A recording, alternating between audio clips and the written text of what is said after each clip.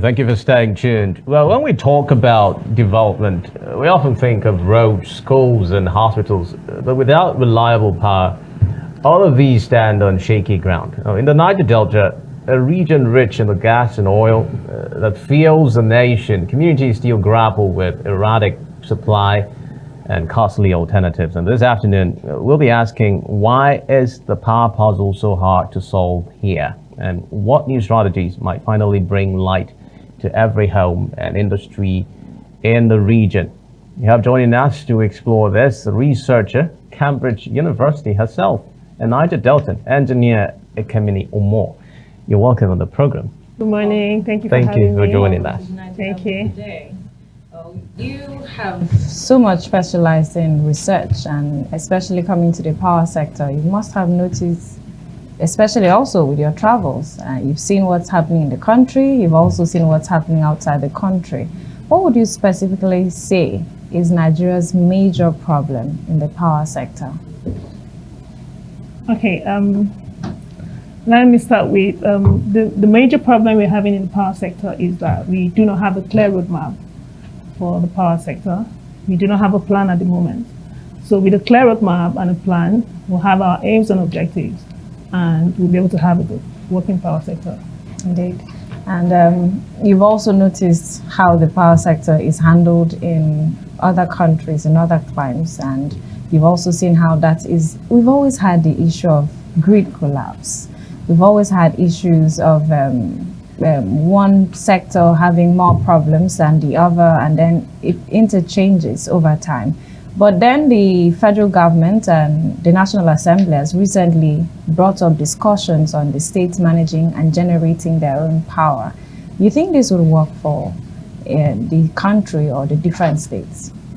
Yeah, this is a great opportunity to remodel the power sector, because unbundling the power sector, it means that we can have states control how the power sector is working. So every state should be able to come up with a framework and a roadmap for the power sector that is going to help them to achieve. Well, when you look at Akwa Ibom State specifically, and the much talked about efforts by the state government led by Pastor Umoh in the power sector, we know that he has done a lot of work towards ensuring that Ibom power plant is as effective as possible.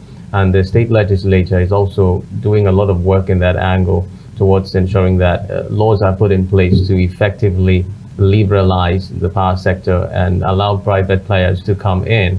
Do you think that that enabling environment in Akwa Ibom State has been effective enough?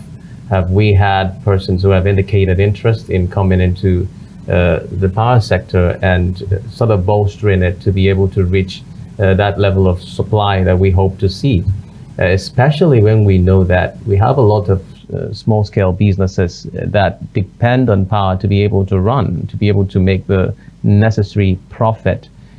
Do you think that the state government has done enough when we talk about the power sector, not letting away the little drama that has, been characterizing the power sector in Akwa Ibom State? You remember that altercation a while back, and how the government had to dissolve some of the parties involved and bring in new players. If we were to look at the power situation in Akwa Ibom State and basically the Niger Delta region now, would you say that the government of the day in Akwa Ibom State, that is, has been able to bridge that gap and sort of create that enabling environment for the power sector to thrive in Akwa Ibom State and the Niger Delta region? I wouldn't exactly talk about what the government has done or what the government isn't doing about the power sector. But yeah, I would like to reiterate again that the power sector, without a clear roadmap, we can't exactly achieve. And the fact that we now have the responsibility as a state, we've been saddled with the responsibility to manage our own power. So first of all, if we have a plan, that if we actually know what we want to do in the power sector, and also if we have supportive policies, because you've talked about policies, one of the major challenges in the power sector is the policy shortfalls in the power sector, and also the fact that the regulations, not like there are no regulations, but the regulations that govern the power sector are not as adequate like to manage all the stakeholders involved. The power sector is quite vast, but then it's a network. So if the generation is functioning properly and the transmission aspect isn't functioning properly, or the infrastructure aren't functioning properly, it affects every part of the network. Okay. So the state has to come up with a roadmap, and then they have to have a plan and decide on what they want to do for the power sector. But what do you think can make up this roadmap or plan to unbundle the sector? We understand in 2013, the country had begun the privatization of the power sector. But over the years, we've not seen so much of improvement, even with the privatization. We talk about people, when we lease to private sectors, there's usually some level of improvement, but we haven't seen or experienced that level of improvement in the country. Okay. I would liken the power sector to a project, like a house project. If you actually have a plan, and I mean, in your plan, you should be able to know what you want to achieve in whatsoever you're developing. So what's your question again? I'm looking at the plan, what it should be made up of to ensure that the sector gets the revitalized aspect. People begin to get they begin to receive what they need, what they pay for, they get the power they deserve. Okay, so one of the issues of the power sector is the performance discrepancies in the power sector, because if you look at the technical needs of the power sector and the interventions we've had over time, the technical needs do not exactly align with the interventions. That is because in the implementation phase, that's in the investment phase of the power sector, the stakeholders, the expertise is not very much involved in the implementation phase. So most times decisions are taken more like impulsively to meet the demand at the moment, not exactly with a plan. Long term. Okay, and there's also discussion on renewable energy. Talk about solar, and some people are also coming up with discussions on the dangers of waste disposal of solar, as we're not planning towards that as well. What would you advise with your research and looking at the Nigerian economy, looking at the Nigerian topography as well? What would you say should be done to ensure the renewable energy that Nigerians can go into will also be for the good of the people? Okay, first, you've talked about solar. One of the major issues in the solar projects ongoing right now is quality control. The quality of solar projects here is not exactly the best quality. And then with that, the life cycle of those projects they don't actually serve the entire life cycle of, the life cycle of solar is about 20 years. You'd see that most of the solar projects in 5 years, you actually need to do some retrofits in it, or some of them you have to reinstall. So we don't exactly have a system of waste management yet. So not like I actually discourage solar, but I'd like to encourage quality control in our solar infrastructures. All right, so you are not just a power sector player, you are also a woman in a male-dominated field. And that must mean something. You must have some unique experiences, some that you have encountered, which has either shaped your worldview, especially when we're talking about the conversation around power. Can you bring us some insights as to what it means to be a woman in a male-dominated field of this nature? Okay, a woman in a male-dominated field, we hear about stereotypes, but one thing I would like to say is determination is key. Whatever you're determined to do, whatever you're determined to achieve, you can achieve it. It's not just here in this part of the world. In my class in Cambridge, we have very few women as well. Like in Warwick, we had very few women as well in engineering field. So it's just determination. So could you bring us up to speed with some of the work you are doing currently around the power sector, that you feel that if it were to be, borrowed, if we were to tap into such initiatives currently, it would help add positively to the work we are doing currently in the Niger Delta region and across the nation? Okay, I'm very particular about power systems planning because it is actually very, very important to have a resilient power structure. You must have a plan, and it is in the plan that you'll be able to determine what kind of power system you are going to have. So right now I'm working on power sector roadmaps that are very pertinent to our region, and also I'm working on policy frameworks. That's what I'm working on right now in my research. Policy frameworks that are tailored to our own context. You know, not just emulating what we see outside, but studying different case studies and trying to get the common ingredients to tailor it to our own context. Yeah. Yeah. So with the work you've done so far, let's look at specifically what you think the country can do immediately, in immediate term, and perhaps in a long term, that can also help achieve some of or fix some of those issues which we've had over the years. Okay, so the very first step is having an aim or objective as to what you want to achieve for the power sector. And it is in your aim and objective that you understand that you will determine the mixed resources that you want to harness in the power sector, peculiar to your region. And then the next step is to have a plan. It is with this plan that you will be able to model the power sector and run simulations that you can actually implement. All right, Engineer Umoh. Well, the rural Akwa Ibom alone is said to have over 500 unserved and underserved areas and communities. Now, would you agree? There's been a lot of talk about corruption in the power system.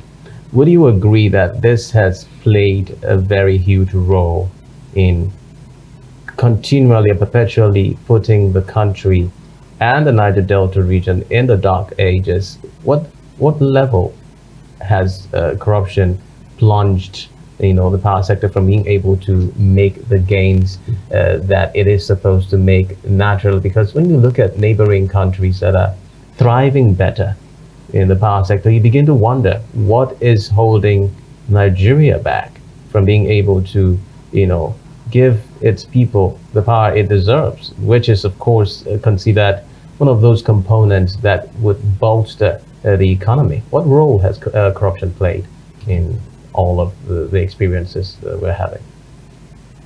Okay, corruption has played a major role and has actually led to decisions that have actually had a wrangling effect on the power sector. But it's a good effort to unbundle power now to ensure that states can literally start afresh. It's an opportunity as well.